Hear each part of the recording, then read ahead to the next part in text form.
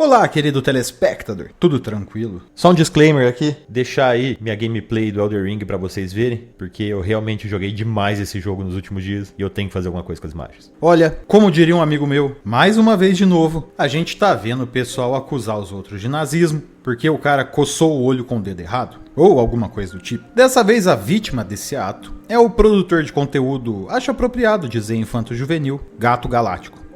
Estão acusando o Gato Galáctico de ser nazista. Eu acho que todo mundo aqui na internet já tá sabendo que acusaram o cara de ser um supremacista branco porque ele postou uma foto bebendo leite. Seguindo aquela máxima da internet, todo mundo é nazista, menos eu. Na verdade, o cara postou uma foto bebendo leite cru, questionando se agora, já que a maconha tinha sido liberada para o consumo, poderiam liberar também o leite cru. Porque este, por sua vez, é proibido de ser comercializado. Foi uma anedota crítica. Mas o negócio escalou a um certo ponto que havia pessoas até, bem entre aspas, estudadas, ditas especialistas em geopolíticas, especialistinhas, sabe? Acusando o cara de ser nazista, e não apenas pela foto bebendo leite, mas por outras coisas que ele já tinha feito, como usar uma camisa verde, ou fazer uma bolinha com o dedo pra contar 3. É muito apito de cachorro. E eu sei que para uma pessoa normal isso parece meio bizarro, mas o militante de Twitter não é uma pessoa normal. Ele é um coitado no sentido galego-português da palavra. O que eu quero chamar a atenção não é para o cancelamento em si, visto que esse ponto precisa de um vídeo apenas para explicar e diferenciar cancelamento de agressão virtual. Todo cancelamento é uma agressão, mas nem toda agressão é um cancelamento. Mas não queria falar do cancelamento em si hoje. Queria falar do modus operandi, da habilidade desses sevandijas de enxergar nazismo em tudo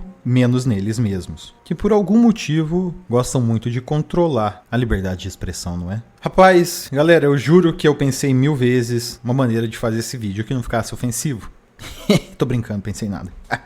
Vambora. Pode parecer algo meio estranho para o brasileiro, mas o leite puro já foi um sinal de supremacia branca em algum momento da história. Muitos dizem que isso se deriva da cor da bebida, mas na verdade, em primeiro lugar, o leite não pasteurizado é um alimento orgânico, natural e ligado à maternidade e infância. É o primeiro alimento do bezerro e ofertado pela mãe, e acontece igual com todo mamífero. Então a simbologia de pureza do leite poderia ser ligada a uma certa pureza e inocência, quase juvenil. Só que por N motivos, as pessoas da Europa tinham uma melhor tolerância aos efeitos da lactose, e isso foi importado também aos Estados Unidos. Adivinha por quem? Exatamente, pelos democratas, em um dos seus movimentos políticos mais famosos, a KKK. E esse simbolismo aparece eventualmente até mesmo em Hollywood. Mas gente, aqui que mora o grande problema disso tudo. O cara é brasileiro, a gente vive no Brasil, e até ontem, beber leite não era problema nenhum. Sabe por quê? Porque existiu tanta miscigenação no Brasil, que às vezes o cara bebe leite e o irmão dele é intolerante. Nunca poderia ter existido essa simbologia específica aqui, mas virou um problema quando alguém que a Beautiful People não gosta aparece reclamando de maconheiro,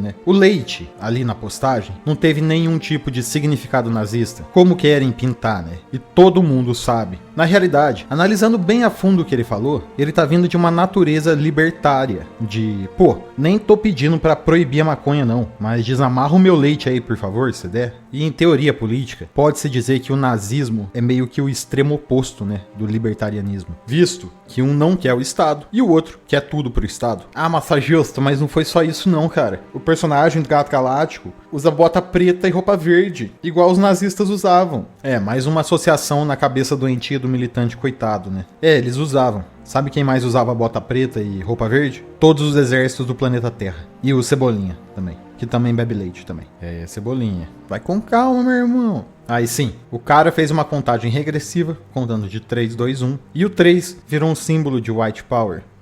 Até porque se ele fizesse o 3 de maneira diferente, iriam associar com a maneira que o alemão faz 3, Percebam que nunca é o que ele faz de fato, é quem tá fazendo. Primeiro escolhem o alvo e depois criam os famigerados apitos para cachorro. Os canceladores dizem que todos esses sinais seriam apitos para cachorro, a tradução mais preguiçosa para dog's whistle que já existiu. Para quem não sabe, os apitos para cachorro são em uma certa frequência quase inaudível para o ser humano, mas os cachorros conseguem escutar. Então, o que os canceladores chamam de apito para cachorro seriam símbolos ou mensagens que pessoas comuns entenderiam de uma forma, mas que supremacistas brancos escondidos da sociedade entenderiam de outra. Sendo assim, um apito de cachorro nazista, apenas os iniciados nessa prática que entenderiam. Mas o engraçado é que as únicas pessoas que falam de apito de cachorro são os canceladores. Como se, por algum motivo, eles tivessem certa familiaridade, né, com essa estratégia. E antes de tudo, eu preciso atentar para a preguiça desse povo bostileiro.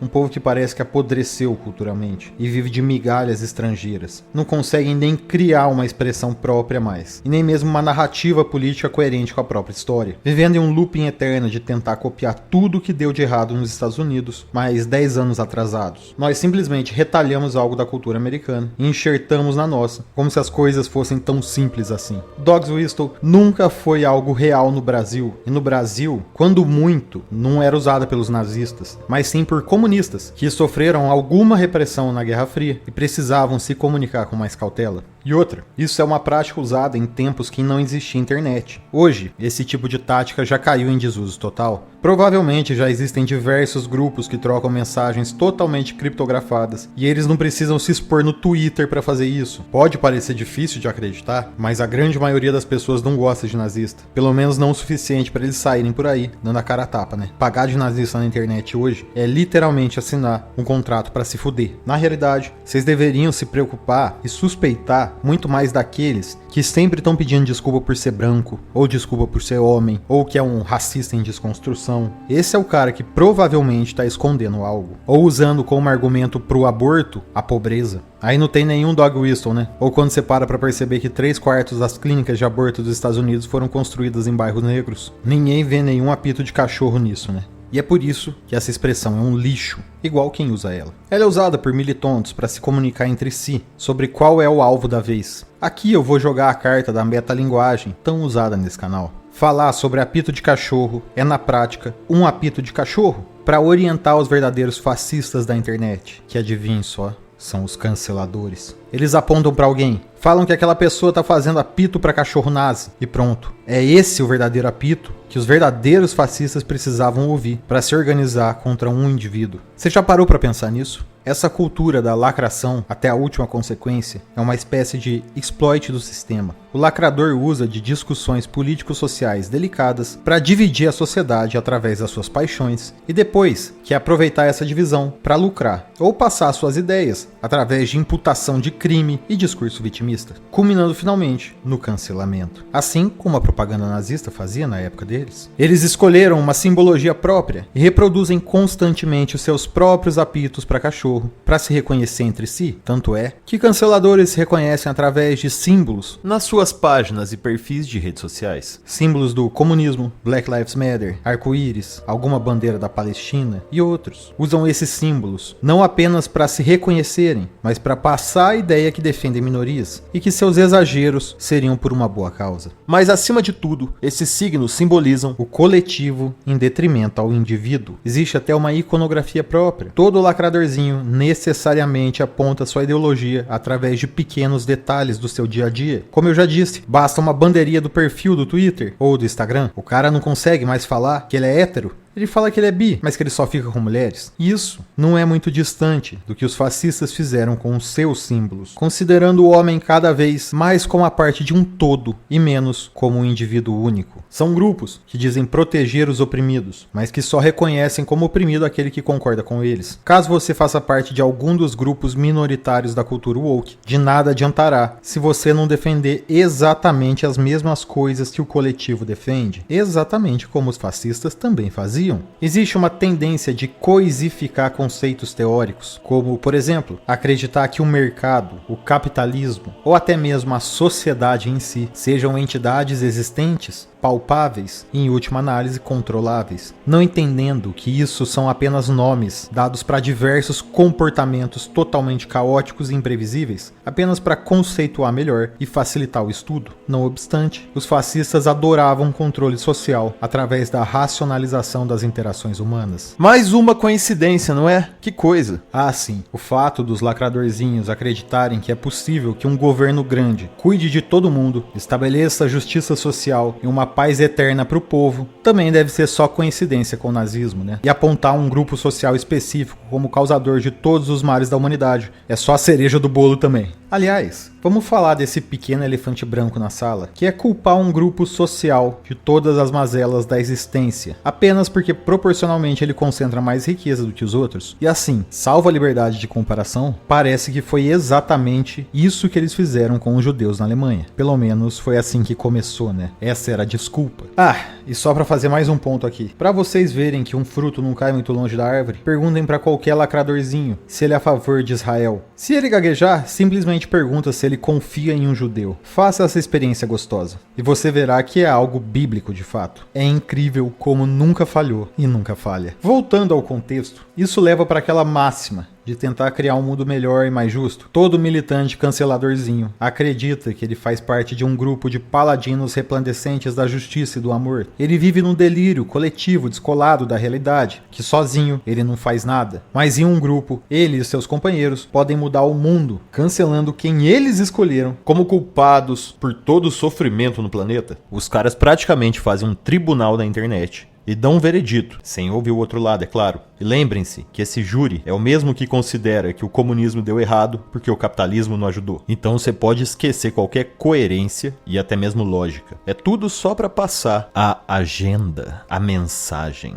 Aí numa dessa, 10 mil adolescentes que até 3 anos atrás não sabiam nem fazer tabuada, nem raspavam a barba, se juntam e chamam um cara de nazista reiteradamente na internet. O cara perde o emprego, patrocínio, enterra a carreira de um homem inocente, sua família é ameaçada e depois de uma semana todo mundo percebe que foi um grande delírio. E quando muito, mandam um foi mal, tava doidão. Mas na maioria das vezes, apenas condenam a pessoa ao ostracismo mesmo, para que ela não consiga nem se defender e ninguém nem saiba da situação real. E percebam, é aí que mora o real perigo, o efeito bola de neve. E isso foi usado também pelo regime nazi-fascista. A população é tímida no começo, acreditam que o cancelamento é uma arma justa e poderosa e deveria ser usada com cautela. Começam cancelando apenas casos que apresentam crimes virtuais mesmo. Em dado momento, cancelam alguém erroneamente e percebem que acabaram com a vida de uma pessoa inocente. A primeira vez, a multidão se desculpa. Da segunda, talvez se desculpe. Da terceira em diante, erros serão considerados como efeito colateral da batalha do bem contra o mal. E depois de certo tempo, vão pedir que o inocente se desculpe por ter sido vítima de cancelamento, já que ele não deixou claro que ele não era um lacradorzinho de bosta desde o início. Isso é o processo de dessensibilização. No começo, todos têm cautela. Ao final, vira entretenimento público. E em dado momento, a vergonha de ter cancelado alguém injustamente vira mais combustível para continuar o cancelamento. E as pessoas começam a inventar ainda mais fatores mirabolantes, porque ninguém mais se importa com os motivos. O que importa é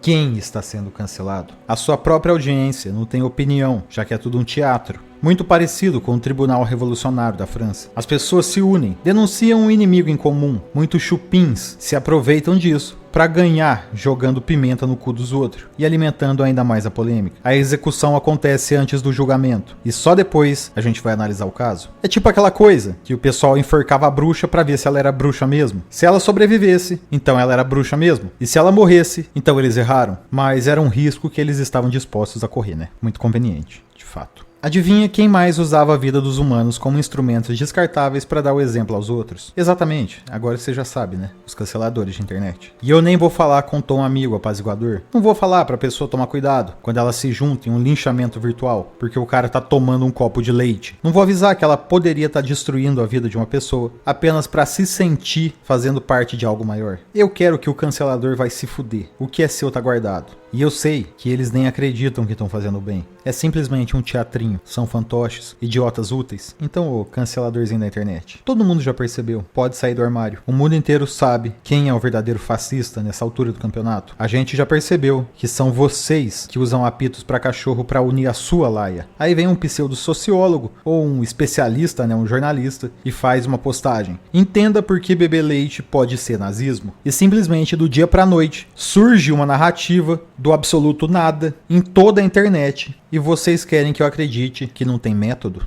Vocês querem que eu acredite que é orgânico? Do nada o público que nem assiste o cara começa a cancelar o cara. Todo mundo sabe o que tá acontecendo. O problema é achar quem deu o primeiro apito, né? Não é exatamente um problema, na realidade. Todo mundo sabe quem foi, menos eu. Eu não sei. Me inclua fora dessa. Mas vai ser trabalhoso e com certeza perigoso. Afinal de contas, lembrem-se que os verdadeiros fascistas sempre estão sendo financiados por algum órgão obscuro e muito poderoso. Hoje, restringir fascismo apenas ao governo é como restringir domínio apenas à realidade física. Existem muitos agentes poderosos por trás desses movimentos de monopólio da narrativa e da economia virtual. Mas aos poucos as máscaras vão caindo, porque todo castelo de areia um dia desmorona, e a revolução sempre acaba se alimentando dela mesma. E quando vocês chegarem de volta ao planeta Terra, saírem do Olimpo das redes virtuais, vocês podem se preparar pro Mad Max, viu? Mas se preparem. É isso que eu tenho pra hoje, e fim de papo.